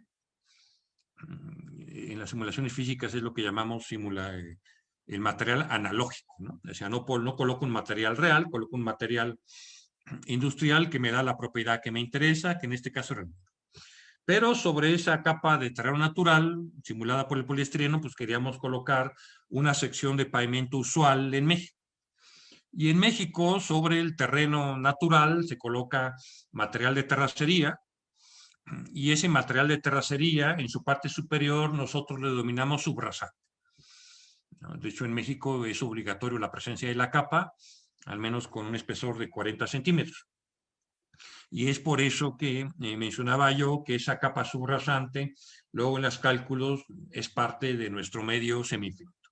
Pero aquí lo colocamos como un estándar, ¿no?, de una sección estructural representativa de muchas vialidades en la ciudad. Y por eso apareció la capa subrasante y después, pues, en las demás capas normales con espesores también estándares. Perfecto, doctor. Continuando con la pregunta de nuestro estimado ingeniero, PhD, un saludo por parte del grupo de estudio. ¿Cuáles son las condiciones de liga entre el poliestireno expandido con la subrasante infinita y del poliestireno con la arena? Sí, no hay ninguna. Es decir, solamente la arena que se colocó en la parte inferior de la excavación era para homogeneizar la superficie de la excavación y que por lo tanto tengamos un buen nivel cuando colocáramos los bloques de poliestireno. Y en la otra arena tampoco había ninguna, no había ninguna condición especial de adherencia, ninguna, no se buscó. O sea, no se buscó, se colocó, como yo decía, condicionado un poco por la recomendación y después todo lo demás. Entonces quiere decir que pues no hay una adherencia real, pero a esos niveles, la verdad, pues, es representativo de la adherencia que podemos encontrar a esos niveles entre capas de una sección estructural de un pavimento usual, ¿no? Entonces, además de lo que obtuvimos luego, ¿no?, teórico, al comparar la teoría con las mediciones, pues la verdad es que es de llamar la atención la calidad de comparación ¿no?, que logramos obtener. Perfecto, doctor. Ya por último, de nuestro querido PhD Freddy, ¿han medido las leyes de fatiga para el poliestireno expandido? Bueno, ahora sí que depende qué entiendas por ley de fatiga, ¿no? ¿No? Si te refieres a hacer vigas prismáticas del poliestireno, te diré que sí. Tenemos por ahí algunos estudios que nos pidió un cliente, ¿no? Y que, bueno, ahí habría que valorarlas. Con es confidencial, no diré más, ¿no? La verdad que de todos modos es irrelevante a esa profundidad porque pues, el nivel de deformaciones de tensión que pueden aparecer es muy bajo. Si es que estás pensando en fatiga por tensión, no, eso es de poca relevancia. Hemos hecho, sin embargo, más bien en materiales cementados, ¿no? Hemos hecho muchos leyes de fatiga en bases cementadas, ¿no?, o bases estabilizadas con cal, incluso en suelos finos estabilizados con cal. Hemos obtenido leyes de fatiga, ¿no?, en vigas prismáticas apoyadas en experimentos tipo 3 puntos, ¿no?, experimento 4 puntos, ¿no? Aquí realmente lo que nos importaba era la parte de módulo y verificar que fue lo que se logró, pues que fuera prácticamente constantes para fines de la modelación. Finalmente es una simulación. Queríamos tener controlado ese parámetro y eso fue lo que se logró.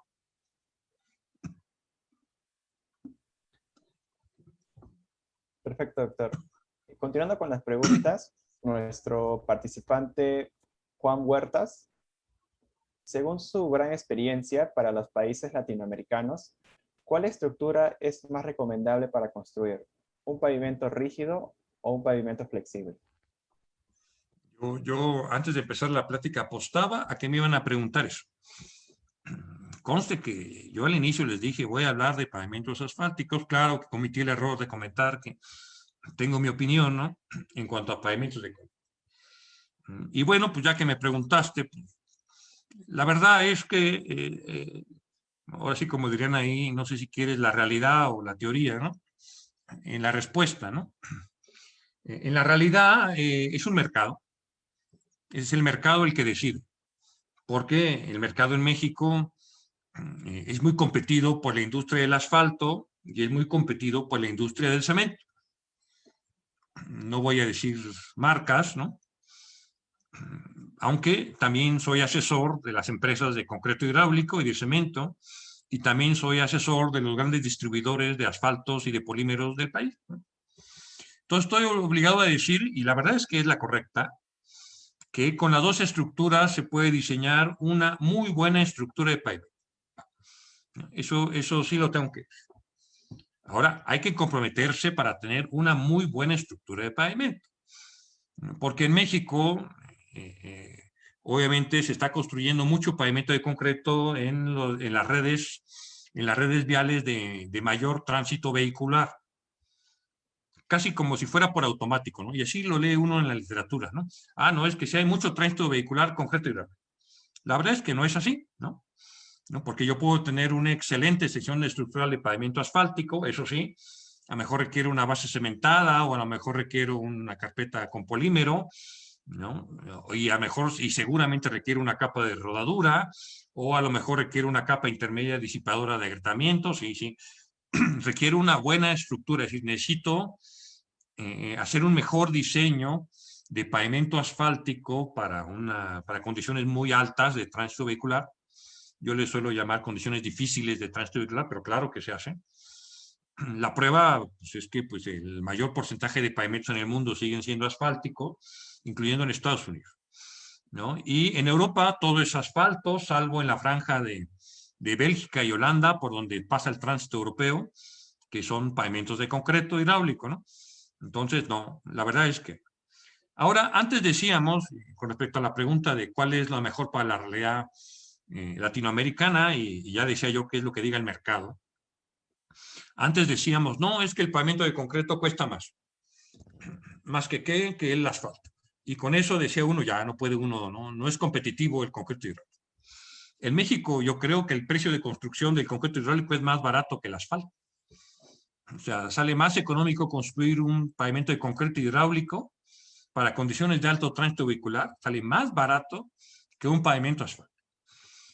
Y sale más barato porque es como cuando ustedes van a la tienda a comprar un carro, ¿no? Depende de las condiciones de financiamiento, ¿verdad?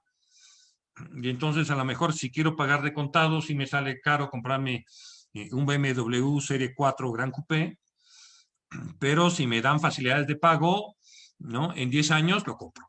Bueno, es lo que está pasando en el mercado, ¿no? Entonces el proveedor de cemento y concreto, que ya se imaginarán quiénes son, y que son muy amigos míos, que conste que son muy amigos míos, ¿no? Pues han ofrecido condiciones de financiamiento que son muy favorables. Entonces la realidad también la determina mucho el mercado, ¿no? Técnicamente hay que decir que con los dos se pueden hacer muy buenos pavimentos durables y resistentes. Ahora, esto tiene un corolario. Aparte de todo eso, hay que ver la comodidad de circulación, ¿no? Y hay que ver la capacidad de evacuación del agua en condiciones de lluvia. Cuando metemos esas dos condiciones, la verdad es que el asfalto es un material mucho más agradable para circular, ¿no? Que el de concreto hidráulico. Aquí en México tenemos la suerte o la mala suerte de que pues entramos largos, pasamos de concreto a asfalto fácilmente, ¿no? Entonces vamos sintiendo el ruido en el concreto hidráulico, vamos sintiendo la emisión de agua, ¿no? Y cuando cambiamos a asfalto, la comodidad es absoluta, sobre todo porque en concreto asfáltico podemos poner capas de permeabilidad, ¿no? Para disipar agua de lluvia. La verdad es que en concreto hidráulico también se pueden hacer soluciones superficiales, ¿no?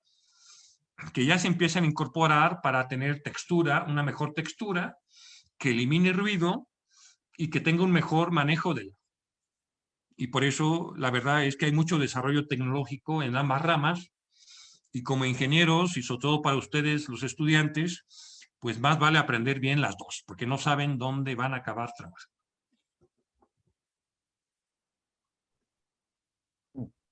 Muy interesante respuesta, doctor. Muy amplia también los temas que se habían formulado en la pregunta. Continuando con ello, nuestro participante Ismael Ron, con una estructura más costosa que sin la arena y el poliestireno. A ver, como decía yo, era una sección que elaboramos para fines de estudio. La arena tenía una cierta función que se pensó que iba a ser esa, ¿no? Acabó siendo una parte estructural. Es decir, no está pensado en ningún momento de de construir secciones así, era simplemente una sección de estudio para validar el comportamiento. Y de hecho, en lo que ya nos acabó haciendo, porque íbamos a construir esta sección de 2 metros de profundidad para el caso del pavimento aeroportuario. Por supuesto, ahí no, la arena iba a tener un espesor todavía mucho menor, ¿no? Lo que importaba era validar el comportamiento en términos de fatiga de la carpeta asfáltica y de la base cementada, porque algo que sí es un problema con la base cementada, y de ahí yo creo que muchas de las preguntas que me hace mi colega Freddy, es que pues sí se fractura, ¿no? O sea, mientras más rígido es un material, pues sí gano rigidez, pero gano debilidad en términos de fatiga, ¿no? Entonces realmente ahí lo que uno se preocupa más es porque se cumplan en forma adecuada, pues, las vidas a largo plazo en términos de agrietamiento y de deformación permanente.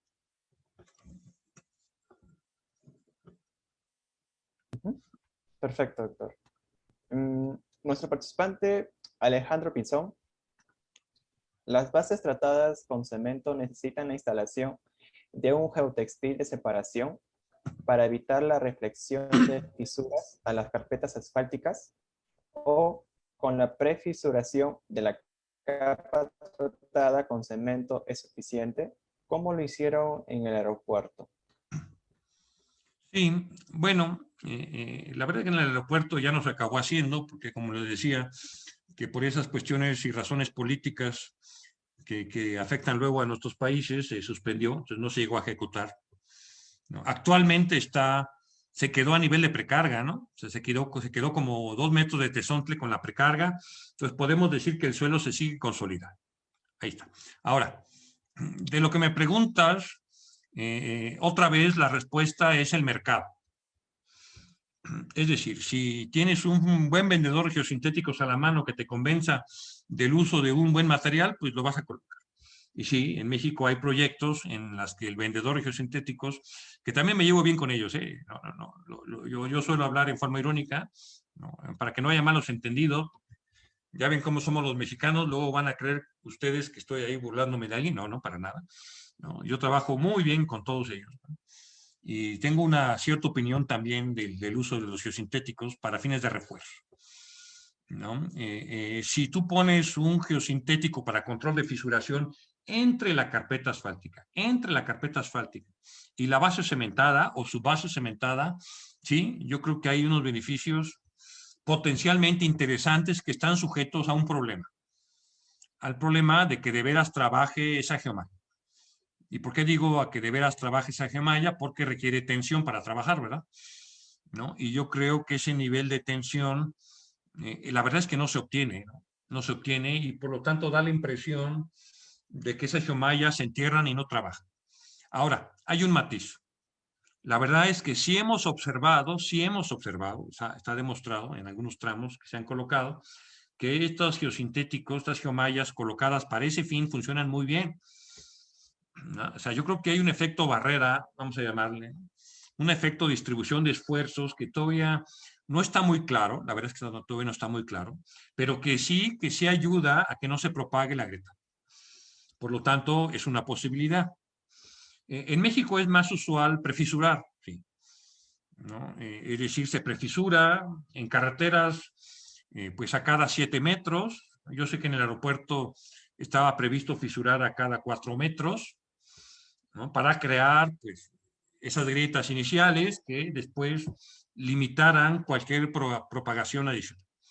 Y en México se ha aplicado también colocación de emulsión asfáltica en las grietas prefisuradas para también tener un mejor control. Ahora, como dice un amigo mío que vende asfaltos modificados en el distribuidor más grande en México, la verdad, una vez que fuimos a Estados Unidos y nos presumían su capa de alta resistencia a la fatiga, que es fabulosa, la verdad es que es fabulosa, ellos en Estados Unidos no dicen que es eterna, lo que dicen es que eso retarda la aparición de las grietas por reflexión, pero al final, aún así, las grietas por reflexión acaban por aparecer. Yo creo que lo mejor es una base estabilizada con poco porcentaje de cemento. Y si me apuran, a mí me gusta más una base estabilizada con asfalto. es más compatible con la carpeta, es igualmente flexible, son casi primo hermanos desde el punto de vista de comportamiento, y los tramos de la red carretera en México que han tenido mejor desempeño son bases estabilizadas con asfalto. Pero, dicho eso, lo demás lo decide el mercado.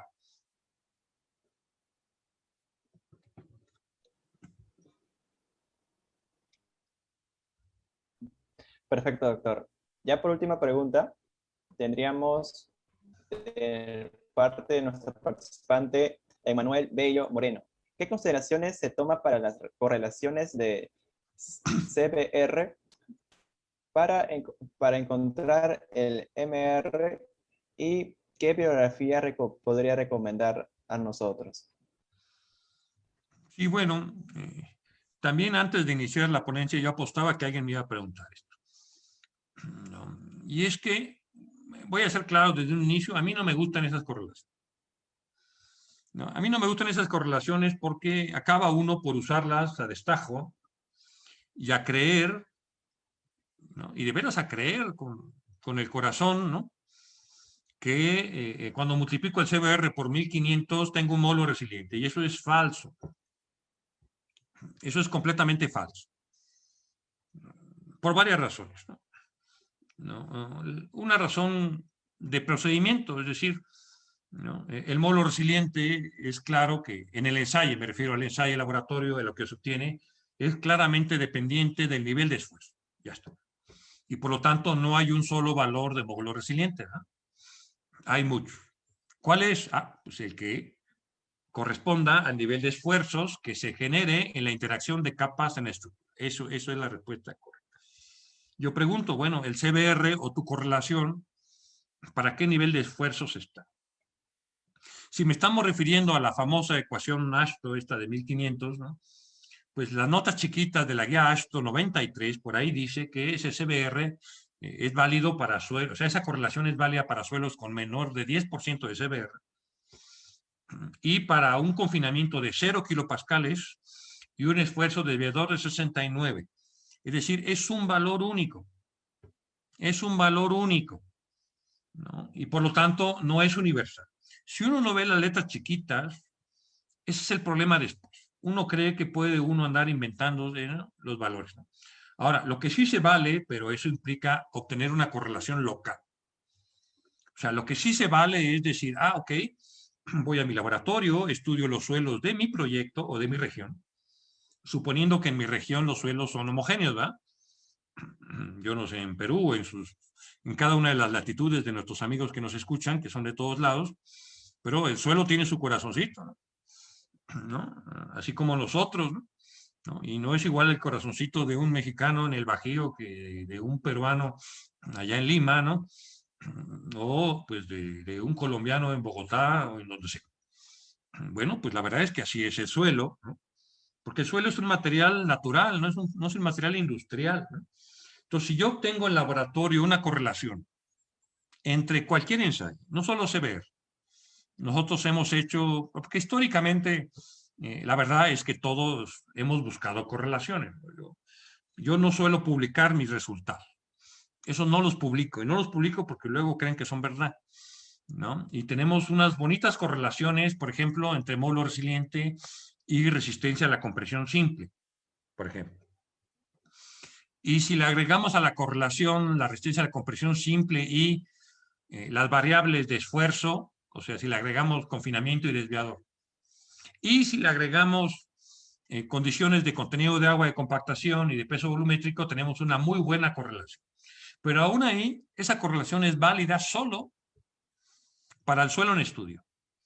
Es una correlación, ¿no? O sea, yo tengo una correlación que hice entre 0 y 10 de CBR y por lo tanto, pues no vale para suelos de más de 10 y no vale para otros niveles de confinamiento y no vale para otros niveles de suelo. Y por lo tanto, necesito yo hacer mi correlación. Pero aquí hay una paradoja. Si yo necesito hacer mi correlación, yo requiero tener el CBR en laboratorio y requiero tener mi triaxial cíclica. Y si tengo mi triaxial cíclica, entonces, ¿para qué quiero el CBR? Es decir, ya puedo irme directamente a los ensayos fundamentales. La verdad es que en mecánica de suelos este debate es de siempre. Por ejemplo, en un terreno natural, cuando hacemos sondeos de penetración estándar o hacemos ensayos de cono eléctrico, también nos preguntamos, oiga, ¿no? ¿Cuánto vale el ángulo de fricción del suelo en función del número de golpes? ¿O cuánto vale el ángulo de fricción en suelos en función de la resistencia de punta en el cono de penetración? ¿No? O peor, ¿no? O sea, ¿cuánto vale el ángulo de fricción en función de, pues, la presión de expansión medida en el dilatómetro de Marchetti o en el presiómetro de Menard? Y no solo eso, podemos deducir, hay unos libros muy buenos sobre eso, bueno, simpáticos, sobre correlaciones, ¿no? Podemos hasta el coeficiente de compresibilidad de un suelo blando deducirlo a partir del número de golpes, lo cual es absurdo, ¿eh? Es absurdo. Entonces hay que tener mucho cuidado con las correlaciones. Son útiles si las tengo bien enjauladas, ¿no? Bien analizadas. Yo tengo algunas y sí.